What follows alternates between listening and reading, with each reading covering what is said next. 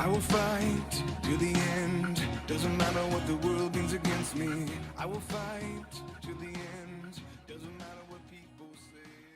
Good afternoon. My name is Martha Boneta, and it is my pleasure and honor to co-host Senator Amanda Chase's radio program, Cut to the Chase. We have a very special show for you today. Kevin Carroll, president of the Virginia Fraternal Order of Police, is joining us today. Hello, Kevin. Hello, glad to be here. And we also have my personal pick for Virginia lawmaker hero in the Commonwealth of Virginia, Senator Dick Black from the beautiful... Hey, how are you doing? Good. Senator Black joins us from the beautiful 13th District. And for those of you that don't know, Senator Black is a U.S. Marine. He served as a pilot during the Vietnam War, earning the Purple Heart Medal. After the war, Senator Black earned a law degree, returning to military service as a prosecutor with the U.S. Army, Judge Advocate General's Corps, and later headed the Army Criminal Law Division at the Pentagon. Senator Black has been a delegate for the 32nd District and now serves as our distinguished senator from the 13th District in the Virginia General Assembly. He's a hero to us all, and it is my joy and pleasure to introduce you to Senator Dick Black. Thank you, Senator. Thank you very much. I'm really pleased to be with you and delighted to have you hosting the show. Well, it's a great honor, and I was just with you as well on Lobby Day, and you spoke on the stage in front of over 1,000 VCDL members, and you are a huge advocate for our gun rights in the Commonwealth of Virginia, and we are so thankful for everything you do to protect our rights. I believe you have a bill right now, or maybe more than one bill that's in the General Assembly now. I was hoping you could talk to us a little bit about that. Well, we have a couple of bills. One is a bill that's constitutional carry, basically saying the Constitution gives you the right to keep and bear arms, and Congress has infringed on that. And unless you have some disability, in other words, a mental disability, if you're a felon or something like that, you have a right to carry a concealed firearm without a permit. Now, that's not the law yet, and we'll see how it fares this year. But that is one of our bills. That's Senate Bill 1440. The other bill, which has passed on the floor of the Senate, and it's the military carry bill. And what we're saying there is that if you have someone who is in the armed forces, including the Virginia Defense Force, that their military ID is sufficient. They use that in place of a concealed carry permit. So they don't have to go through the concealed carry permit process. So they have a long ways to go, but they're getting a good reception, and we'll see. Now we've got a very anti-gun governor, so Yes. He killed a lot of great legislation last year. Hopefully next year things will be different. We'll have a new governor who will be very pro-gun, and we can make a lot of progress then. Absolutely, and I know you attended the inauguration for our new president of the United States, Donald J. Trump, and our new vice president, Mike Pence, and you were there for the inauguration ceremonies, the swearing in, and I was, because you are so dialed in and you're so aware of how important our national security is, I was hoping you could talk a little bit about our new presidential administration, our new Trump administration, what that means to national security, and what you hope to see in the next 100 days unfold that will further strengthen our national security and our presence in the world. Well, the inauguration ceremony was great, and I will tell you, I've seen a lot of presidents come and go. I've been around for a while, and Donald Trump is achieving more things for the American people more quickly than anybody I've ever seen. Now, Ronald Reagan was the next fastest. Of course, he didn't have some of the advantages with Congress and so forth, but it is just stunning. You know, you wake up every morning and something great has taken Amen. place. Now, one thing that he did not do personally, but I was delighted. I just saw on the news that the entire senior administration of the U.S. State Department has resigned. Now, I'm sure that some people in the media would say, "Oh, that's terrible." You know, Rex Tillerson has taken over as our Secretary of State, so Right. these guys have resigned. These guys have led us into one war after the other. Not a single one of those wars has done one thing for an American. There are a lot of guys running around here with, you know, missing arms, legs, blinded, and so forth. And what are we doing it for? We're doing it because Saudi Arabia has a lot of money and they're able to pay off a lot of high-ranking politicians.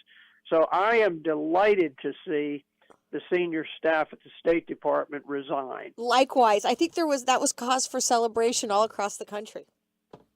I think so. And, you know, something else that happened recently, and again, this wasn't something that Donald Trump, well, who knows what he had to do with it, but Representative Tulsi Gabbard, who is a female Democrat from Hawaii, has just made a trip to Syria, and she's come back and she's said basically what I have said, which is that everything that you're hearing from the mainstream media is totally false on Syria.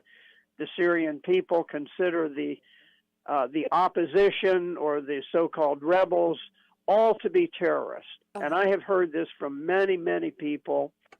What has happened under President Obama?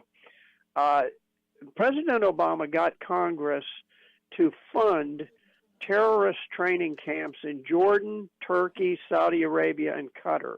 Now, theoretically, they were just to train rebels to overthrow the Syrian government. But in fact, once they got their training in how to make IEDs and all of these other things, they just went on the market. And some of them went to ISIS, some of them went to Al-Qaeda. And meanwhile, we have been steadily funneling advanced arms, especially anti-tank missiles.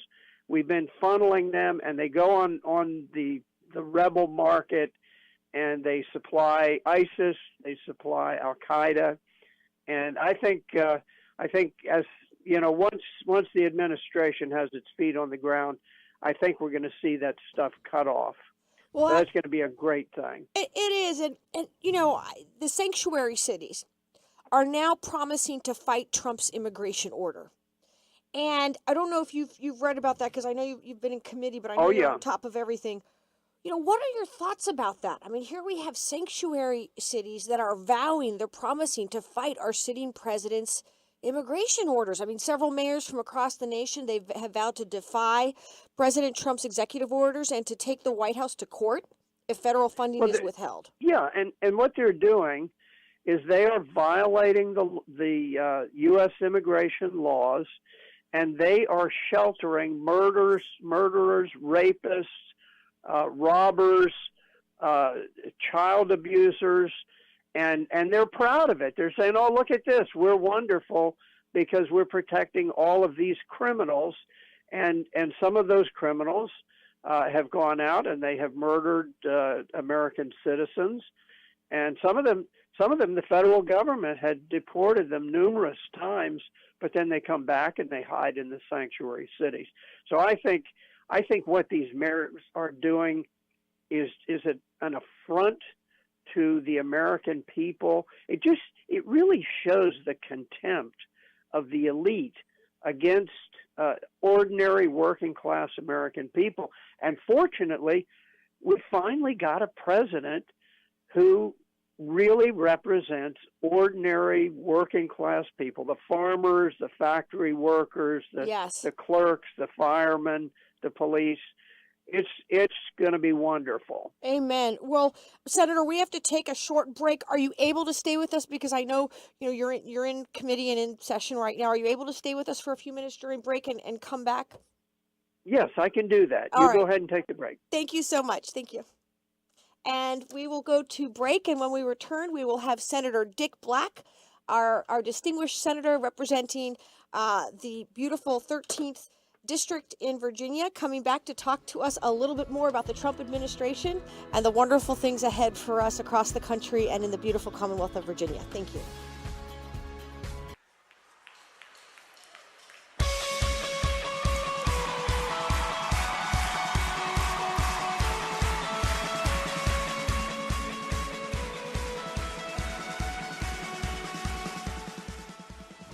Hello, friends. My name is Martha Boneta, and it is my pleasure and joy to host Cut to the Chase for you today.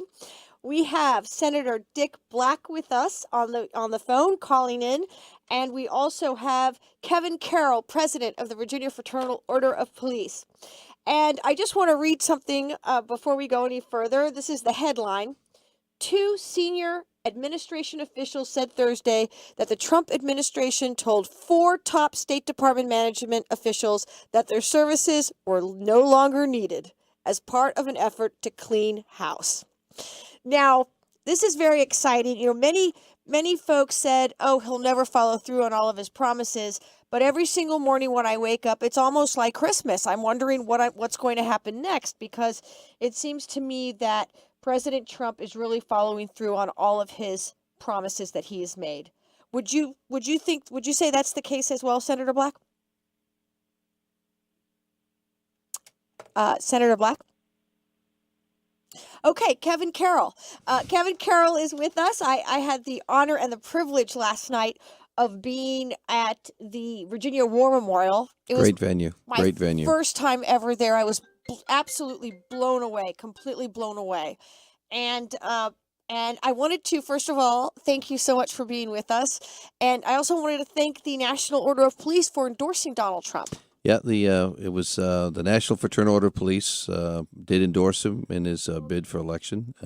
It was our pleasure to do that. Our members, we have a very good process that's used for the endorsement, and so we were happy we were able to do it. Absolutely. And as your role with the Fraternal Order of Police in Virginia, can you tell our listeners what you do exactly, and how can the public support what you do? Well, we actually will say that we're the voice of law enforcement. The Fraternal Order of Police is the largest law enforcement association in the world with over 330,000 members. We have a little over 7,000 in the Commonwealth. And our job is to advocate for our members on many different levels, different issues. Some have to do with, for example, line of duty benefits for widows of fallen officers or widowers of fallen officers that are killed in the line of duty. A lot of it has to do with, making sure that different pieces of legislation that are passed are relevant to what's actually going on in the public, whether it be related to traffic crashes or traffic enforcement or drug-related issues like the heroin problem that we're having in the Commonwealth right now. It's a huge problem. Huge problem. And so, we certainly meet with our local legislators, such as Senator Chase and Senator Black, and let them know what the law enforcement community thinks about these issues and how we can give them real-time information about what's going on in the field that affects what they're doing. Like the senator carried a bill, Senator Black did Senate Bill 1260, which is a clarification bill on when a search warrant can actually or should be issued to search for an individual. And so it was language that was missing from the code, but it was a great bill because it actually will authorize us to be able to do a search warrant for a person that's wanted, for example. Mm-hmm. So it's a great piece of legislation. So those type of issues we bring forward. I think the senator's back. Senator Black? Yes, I'm sorry for some reason we disconnected. Just to follow up on what was being said, under the Obama administration, we had the war on cops, and it started about 3 years ago, where the media would hype up and distort various stories, and actions have consequences, and when they started undermining the authority of the police forces and making them suspect in the eyes of various communities, the next thing, people started dying. Yes. And I think that's blood that's on the hands of Barack Obama. He should not have done that. George Soros was very much a part. He paid a tremendous amount of money to fund the rioters in Ferguson, Missouri, and there's a price. And I don't think we're going to see that. I think with Donald Trump, we're going to see somebody who lifts up and honors our law enforcement officers, which is something that everybody should do. Absolutely. And I understand from Kevin Carroll that you introduced a bill as well. I think it's Senate Bill 1260. Is that right? It's a search bill, a search warrant bill? I did. I don't have the number of it right handy, but basically, we had a problem where you would have individuals who were subject to arrest because they had violated the terms of their probation, and the police would know where they were, but they couldn't enter and seize them. And so this was a gap in the law, and the judges brought it forth to me, and so I introduced the legislation, and the Crime Commission studied it and said, "Yep, they're right. We need to do this." So I'm pretty optimistic that will pass and cure that deficiency in the Virginia law. Well, thank you so much. And this kind of is a good segue. You've also introduced legislation with regard to female mutilation, female circumcision. Am I saying that properly? And yeah, well, it's female genital mutilation, and I didn't even know that this existed. But what's happening is with all of the immigrants coming, particularly from the Middle East, some from Africa, a few from Asia, there is a horrific process, and I won't describe it because I wouldn't even tell my male aide or my wife. I just won't repeat it to anybody.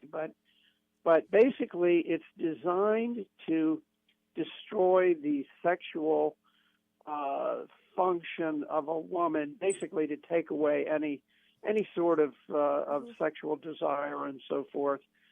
And it is a horror, and it is so barbaric that it's hard to believe that it exists in this country. But apparently there are about 500,000 American women who either are victims of this or they are potential victims. well, absolutely, and I want to thank you so much, Senator Black. I posted something about this bill. It's actually Senate Bill 1060, the female genital mutilation bill, making it a criminal penalty with civil action.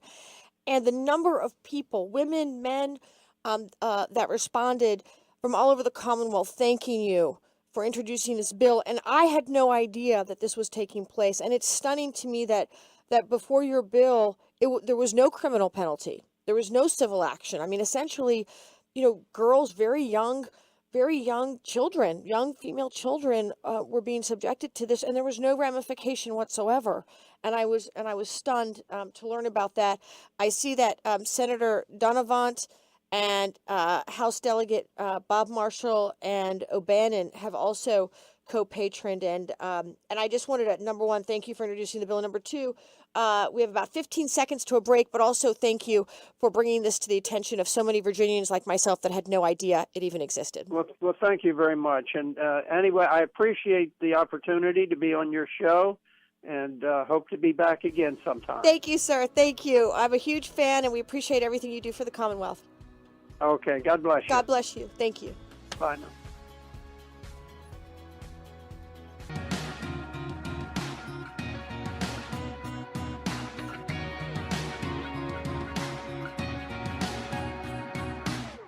I will fight till the end. Doesn't matter what the world brings against me. I will fight till the end. Doesn't matter what people say. I will love Welcome back, friends. My name is Martha Boneta, and it is my pleasure to host Senator Amanda Chase's radio program called Cut to the Chase. Senator Chase has a broad background in business, government, and education. She provides fresh new leadership for Virginia's 11th District.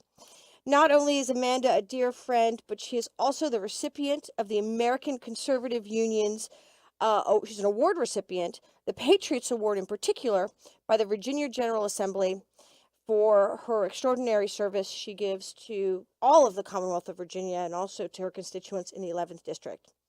It's my pleasure to be back with you right now with the president of the Virginia Fraternal Order of Police, Kevin Carroll. And I had the privilege of being with Kevin and the Virginia Fraternal Order of Police at the War Memorial here in the Commonwealth. It was very touching for me to be there. I had never been before. And what an extraordinary venue to host your event and to be with you and so many of your colleagues and friends and members of the legislature for the Virginia Fraternal Order of Police. And we were talking a little bit about everything that FOP does here in the Commonwealth, and I was hoping you could tell us a little bit more. Sure. First of all, thanks for coming last night. Like I said, that was an absolutely picturesque venue. Of course, yesterday during our morning meeting, we had several guest speakers that came by. Ed Gillespie was one of them. Brian Moran, Secretary of Public Safety and Homeland Security.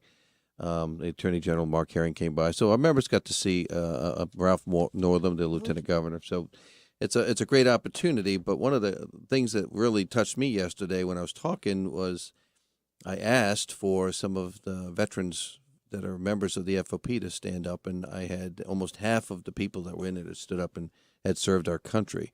And so it was really great to have them not only being law enforcement officers or retired officers, but then now at this fantastic venue that we have in Virginia that everybody should go and see. Oh, absolutely. Because it's fantastic. And then we held our reception there last night. The FOP, we have lodges all across the state. One of the special things we do at Christmas time is our Christmas Cops and Kids program, where we take children that may not necessarily have a Christmas. So we take them shopping with a uniformed police officer. And we spend, between $100 and $150 per child, and we purchase necessities, clothes, socks, shoes, those type of things. And then, of course, they got to have a toy for Christmas. Right. And so it's great because the uniformed officers, oftentimes kids, when you see them out, oh, there's the policeman. If you're bad, he's going to arrest you. And it's really not the case. No.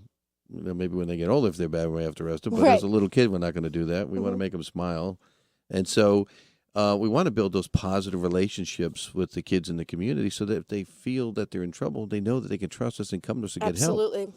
And so we don't want them to run from us. We want them to come and talk and be friends. And so the Cops and Kids program is one of the things that we do. It's really great.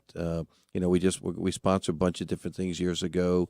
When Governor McDonald was the Attorney General, we had badges for baseball, which was they were actually refurbishing a ball field in downtown Richmond, and so we made a donation to that. And so we support a lot of different charitable things, and we were able to do that because of the generosity of the people of Virginia.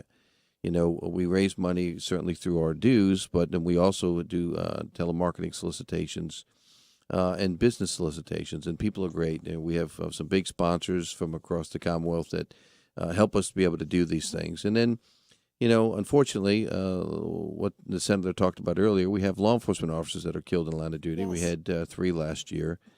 And so part of these funds that we have on hand are used also in those situations to help the families of those officers when this tragedy happens. And, my career, I actually was an escort officer for a family of an officer that was killed in line of duty to the National Law Enforcement Officers Memorial in Washington, D.C., which is run by the FOP, the National FOP.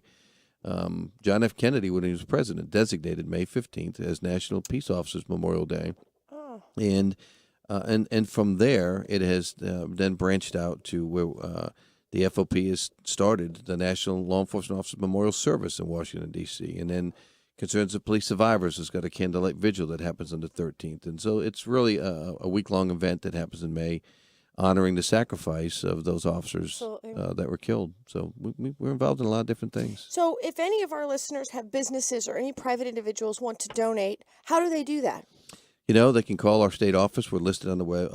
They can Google us and come up. Fraternal Police of Virginia. We are a 501c3 under our foundation, so any donations that they make through that is tax deductible if they want to make it through our foundation. And foundations, of course, have specific rules that we have to follow on how we use the money. So if they want it for charitable things, that's what we're going to do. Absolutely.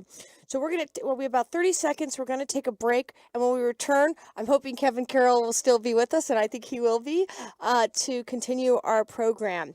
The Fraternal Order of Police does wonderful things here in the Commonwealth, and we're going to hear more about it when we return.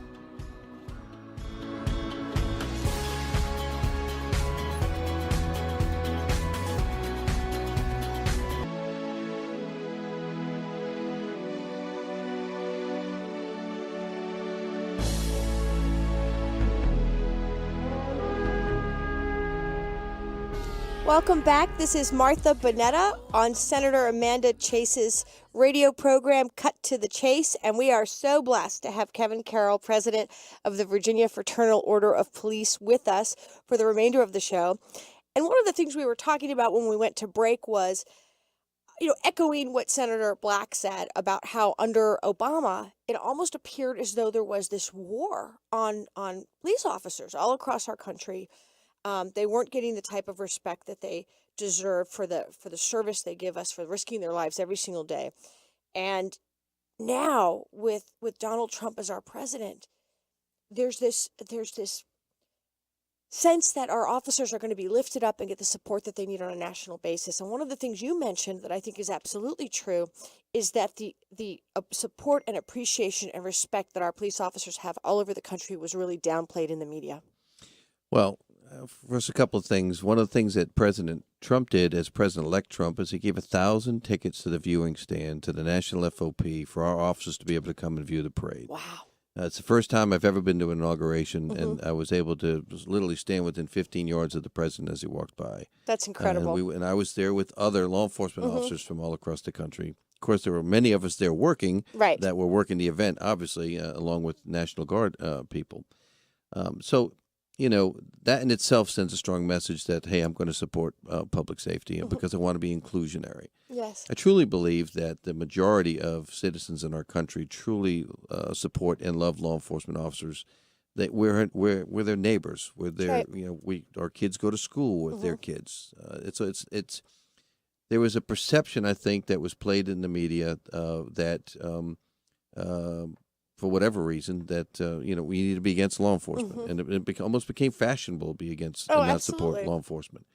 But I don't think that's how the heart of America felt. I truly believe that Americans at the heart respect what we do because, it's our job to keep communities safe so that people feel safe when they go out to get a loaf of bread or to go to the store or to go to a movie theater or to go to anything for that matter, to go to school. And there are parts of our country when you look at the violence that's occurring, it's despite how hard those police officers are working, they're still getting criticized, and there's still a lot to do in those communities. And I think the new president understands that the law enforcement community is the one that's going to do the work. Absolutely. But we need to do it with the citizens. It's a partnership.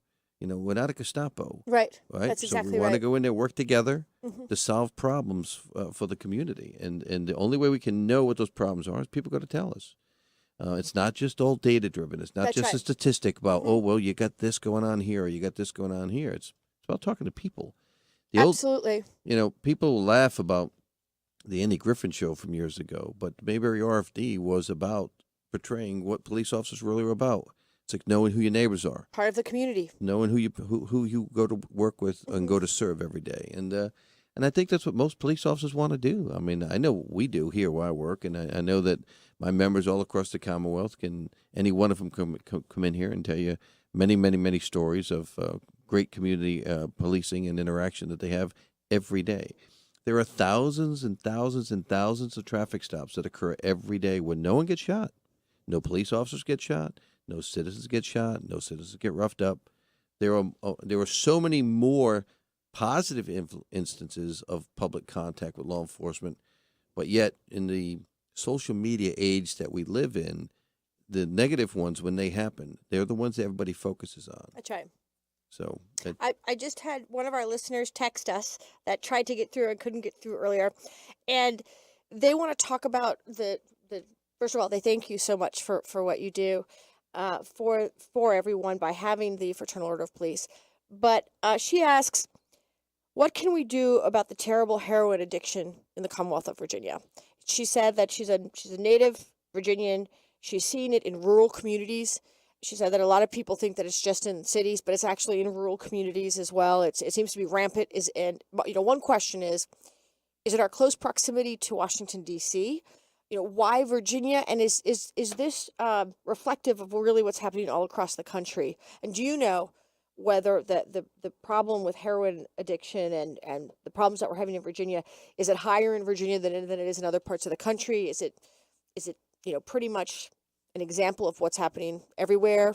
How can you speak to this, and what can the community do to help our officers rein this problem in? Well, not having I don't have the CDC information Sure. in front of me to tell you how we fare in relation course, to yeah. the other communities, but talking with law enforcement officers all across the country, as I do when we have our meetings, it's an epidemic all across the country, and what we just talked about, the community involvement. Yes. If you see somebody that's doing something that doesn't look right, call us up. There are Crime Solvers programs, Crime Stoppers programs. If you don't want to leave your name, you can tell us who it is. But we cannot necessarily arrest our way out of this Right. problem, okay? But like here in Chesterfield County, Sheriff Leonard's got a great program that's helping the inmates to break the addiction cycle. They've got to get off the drugs. So if they get arrested and they end up getting convicted and they have to serve time, we got to help them when they're in there to break that addiction cycle, to get them off of it, and then utilize those people to help break the addiction cycle with others. But it all starts at the house. Yes, We got to it make does. sure that our kids are Amen. not going out doing things That's that they right. shouldn't be doing. So if mom and dad's got to do their part as well. But even when the kids are in school, teacher may notice a behavioral problem or something that's going the wrong way. And unfortunately, it's not just kids. This epidemic comes from, I think, the overprescription of Absolutely. opioid drugs. Mhm. And then when they're not available, the people who are addicted to these things have to turn to something else. And so what they talked about earlier when you talk about the mortality rate of how many people are dying in Virginia, last year was the first time we had more people die from heroin overdoses than motor vehicle crashes. And It's outrageous. And so it really is an upsetting. epidemic, and we just need to keep working together with the community to stop the flow of drugs. Well, what bills are you keeping an eye on in the General Assembly? Because part of your role is you're involved in legislation in the General Assembly. I am. And what bills are you keeping an eye on? What bills would you like our listeners to keep an eye on? And I know one in particular is with regard to a bill introduced by Chris Jones. It's with regard to it's a line of duty action bill, and you can speak on it. Well, the Line of Duty Act was created to provide financial help to widows or widowers of people that were officers that are killed in the line of duty. And so, there's some modifications coming, and I think we get a break coming up. So maybe once we get out of the break, I can go more into that. But Delegate Jones is carrying this bill, and we hope that we can get some things fixed in it. It's a great program, and I love to tell your listeners more about it. Sounds good. Thank you so much. We'll be back in just a few moments after a commercial break.